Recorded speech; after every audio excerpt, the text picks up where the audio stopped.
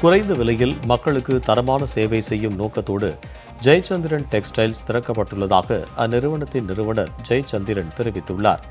சென்னை கீழ்கட்டளையில் அமைந்துள்ள ஜெயச்சந்திரன் டெக்ஸ்டைல்ஸ் நிறுவனத்தின் 5வது கிளை திறப்பு விழா நடைபெற்றது. இதில் அந்நிறுவனத்தின் நிறுவனர் ஜெயச்சந்திரன் மற்றும் மனைவி குடும்பத்தினர் பங்கேற்று புதிய கிளையை திறந்து வைத்தனர்.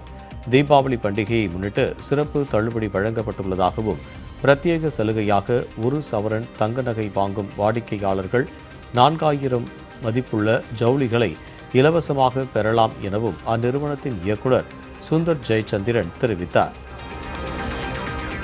இது 5வது ஜெயச்சந்திரன் கீழ்கட்டளையில் லாபத்துக்காக வேற முடியல.